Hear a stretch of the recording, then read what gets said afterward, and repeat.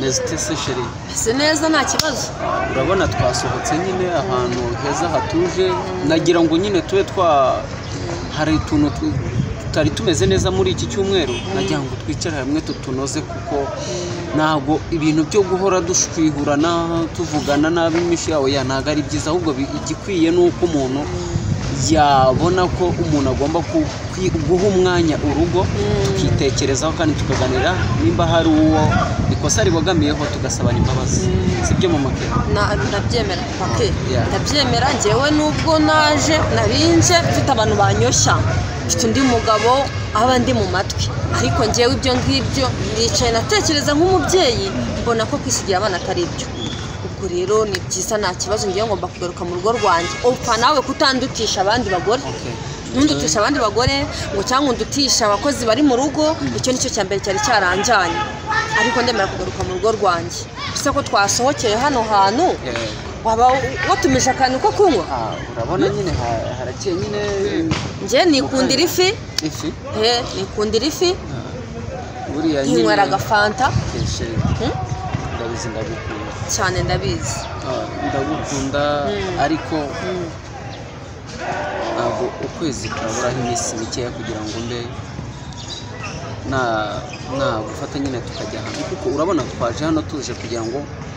tunoze ibyari bitubangamiye muri iki cyumweru wanyihanganira kandi n'ubwo bukene bwawe nibwo bwatumye ngenda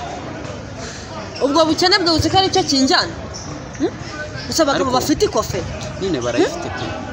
nanjye ndabyemeye bugufi sibyo kuba nta kintu ufite ku mufuka ntabwo ari cyo cyakabaye gituma ujya kure y'umutima wawe reba nk'abandi bagabo ukuntu bari kuzana abagore babo mu mamodoka none twebwe twaje n'amaguru ubu buza no gushirishaho ka brusheti unaniwe no kugura ka fanta koko reka nze mpamagare mucoma ntabwo yamucoma reka nze mpamagare umuntu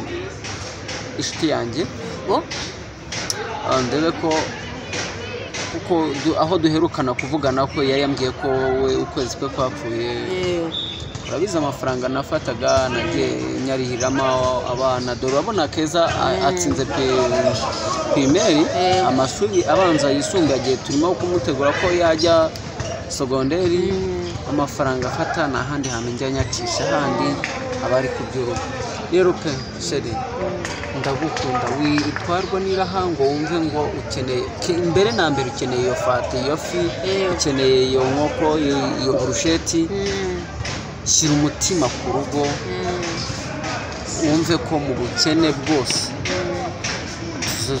ubukene bwose twanyuramo twabunyuranamo neza kandi nzi neza ko imbere hari umugisha wacu tugomba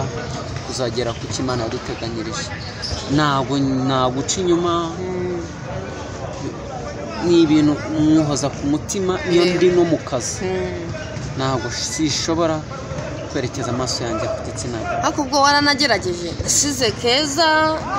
yiga muri nasari none ashoje wa gatandatu aragerageje ndakubabariye nta kibazo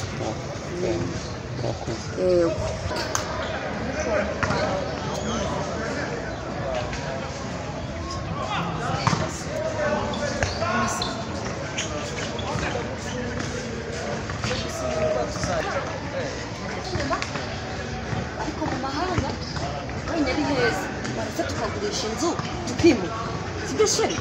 ukuntu ari heza ni heza habaye akazi amafaranga araboneka abana bacu bakiga indimi sheri tugurisha igipangu twigendera ni ikintu umuntu agomba gutekerezaho cyane akagiha umwanya akanagisengera kubera ko havamo icyo bita umwanzuro ndetse Imana izadufasha kandi ibintu bizagenda neza ni ukubisengera rero tubisengere nta kibazo